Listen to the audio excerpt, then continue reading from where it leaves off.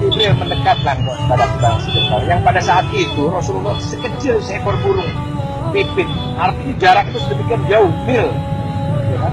Maka berkatalah Jibril, sejengkal lagi aku melangkah ya Rasulullah, terbakar aku.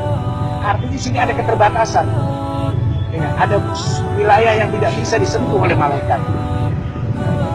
Jadi ini garis bahasa. Nah, orang-orang cara berpikir ini adalah keterbatasan logika, di mana logika tidak mampu lagi memasuki wilayah yang dikatakan kutub robani ini, batas wilayah ini. Nah, ini kalau kita memaksakan ke wilayah ini, kita akan menduduki tingkat jadi orang gila gitu. Hidup, majeduh. Karena kecintaan teramat sangat pada sebuah objek yang misteri, kita akan menjadi misteri itu sendiri. Makanya Jalaluddin Rumi dalam ucapan kata-kata yang paling terbaik, seringnya orang datang kepada aku memohon doa, karena aku sering berdoa dan aku telah menjadi doa itu sendiri. Jadi seseorang kalau dia mencintai sesuatu, dia akan menjadi bagian dari itu. Makanya kita mencintai Rasulullah, kita akan memanifestasikan sifat-sifat Rasulullah ada pada diri kita. Nggak usah 1000%, 100% dari perilaku orang mulia berwujud kepada perilaku hidup kita, kita akan jadi mulia karenanya. Jadi amatlah bohong kalau ada orang mengatakan dia mencintai Rasulullah, ya kan, dia mencintai Allah, tapi tidak ada satu perilaku dari amal dari orang-orang yang soleh-soleh itu, berarti dia adalah pendusta. Tatkala seseorang itu mengatakan dia mencintai Allah, minimal 0,sekian% dari sifat-sifat Allah itu ada pada dia. Contoh, umpamanya Allah itu orangnya, Allah itu sifatnya karim, dia akan menjadi orang yang karim. Allah itu tidak pernah berdusta, dia akan menjadi orang yang tidak pernah berdusta. Itu manifestasi dari orang yang dia cintai. Demikian juga kepada Rasulullah. Dan wadah itu tidak akan ditempati dengan kesucian-kesucian kalau ada kecintaan kita kepada dunia. Rasulullah berkata, tidak ada dua cinta dalam satu bejana. Ya. Munafik. Kalau kita mencintai Allah, maka dunia ini kita tepis. Dengan sendirinya kita tidak pernah menghargai nilai-nilai materi, memuja materi dengan pakaian yang bagus-bagus, busana yang bagus-bagus, pencitraan yang bagus, tidak akan itu. Karena memang cerminnya nabi-nabi, wali-wali, orang-orang soleh itu. Kalau ada dikatakan bahwa wali itu kaya raya, kaya itu dalam artian rasa, bukan perwujudan dunia, mobilnya banyak, uangnya banyak. Hatinya kaya, seseorang yang hatinya kaya, memiliki makanan cuma sepiring, dan dia sendiri belum makan, dia akan berikan semuanya kepada orang yang membutuhkan. Itu orang kaya. Bukan dia punya uang 1 juta, dia sedekah 10.000, punya uang 1 miliar, dia sedekah 10 juta, itu orang karib. Bukan. Orang karib itu bisa lebih mendahulukan orang lain, menghormati orang lain, memuliakan orang lain. Nah, itulah perilaku-perilaku para anbiya, perilaku-perilaku minas shalihin. Kalau itu tidak ada semua, itu cuma pencitraan, kainnya yang mahal, penampil yang banget, bibirnya merah, bahasanya disantun-santuni supaya seperti orang santun. Tidak perlu. Inama bu istuli utami mama karimal akhlak.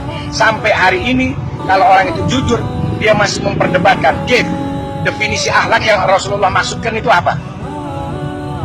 Atau cuma karena kita, oh akhlak, kita kalau masak kuahnya dibanyakin, kita beri tetangga, cuma sebatas itu aja Rasulullah ajarin, ya kan? Coba, yang namanya akhlak itu, atau orang lewat itu ada orang tua kita permisi gitu, pulau nun, itu akhlak, apa cuma itu? Ternyata bukan itu.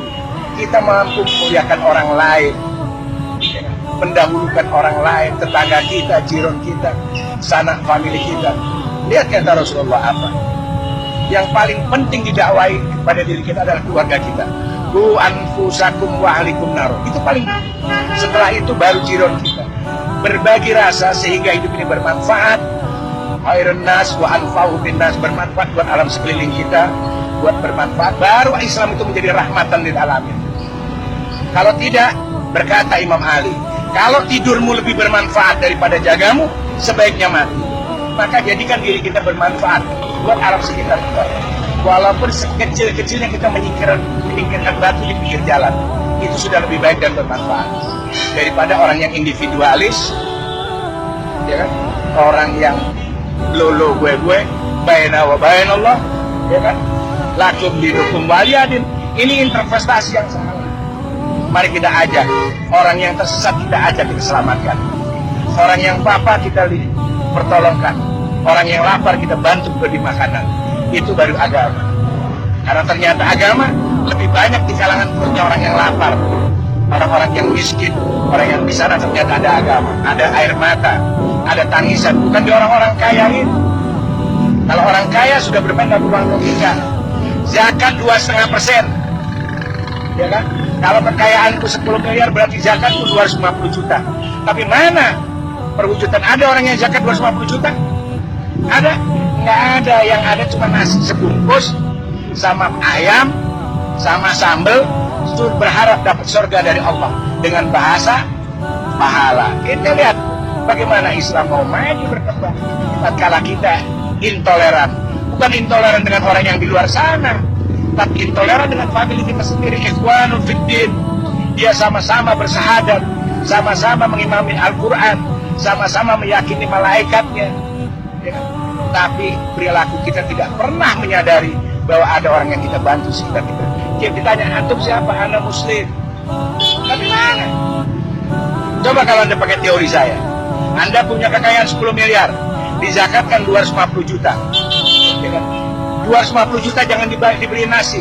Kita tanya, ada jiron kita ini orang kerjanya cuma bolak-balik. Tanya, Kim, antum apa kerja? Saya nganggur. Terus saya mau dagang. Kenapa enggak dagang? Enggak punya modal. Oke, ini ada uang. Berapa modalnya? Ya kurang lebih 20 juta. Nih pegang 20 juta. Anak pengen lihat inti dagang yang benar 20 juta.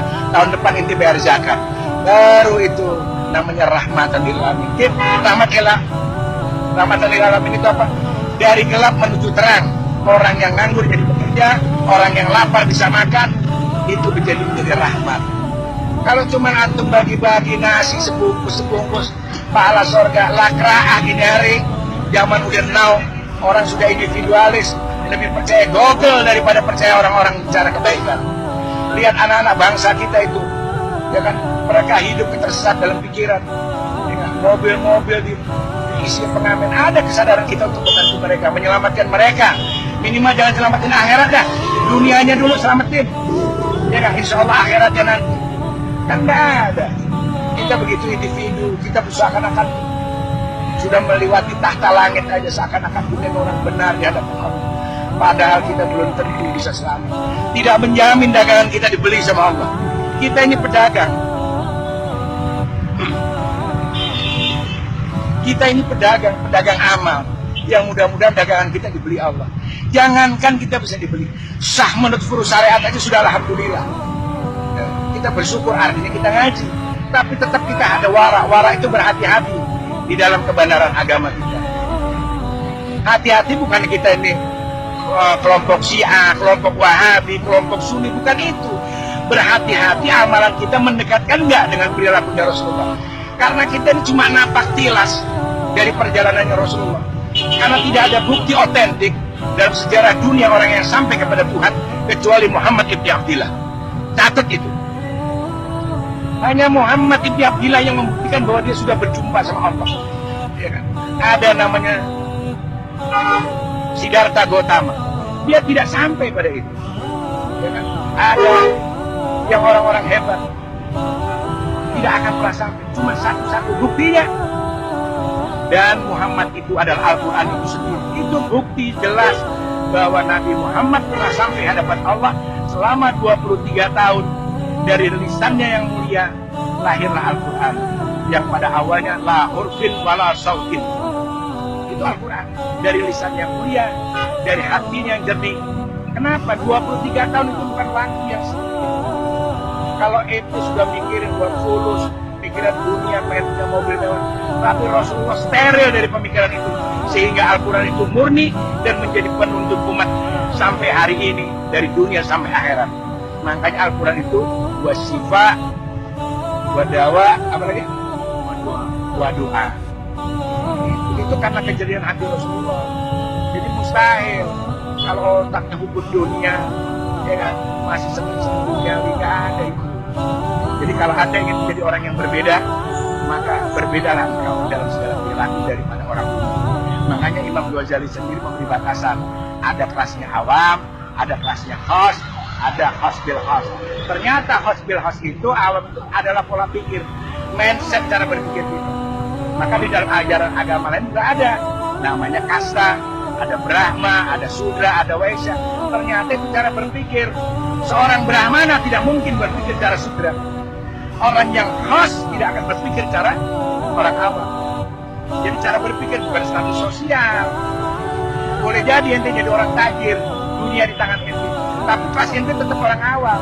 Makanya jangan heran banyak orang bahlul yang nggak pantas tajir, dia tajir. Itu kelas.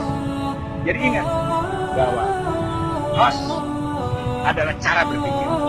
Jadi orang yang cara berpikir intelektual, berbudaya, berkultur, bermartabat, dia akan menempatkan segala sesuatu pada nilai-nilai terhormat. Tapi kalau antum memang orang rendahan, walaupun anda di pinggir jalan, ditaruh di istana sekalipun tetap anda rendah dalam berbudaya dan berkultur. Tapi kalau anda memang orang yang punya kelas, walaupun anda di pinggir jalan, tetap anda seperti mutiara di dalam bumi, indah adanya. Assalamualaikum.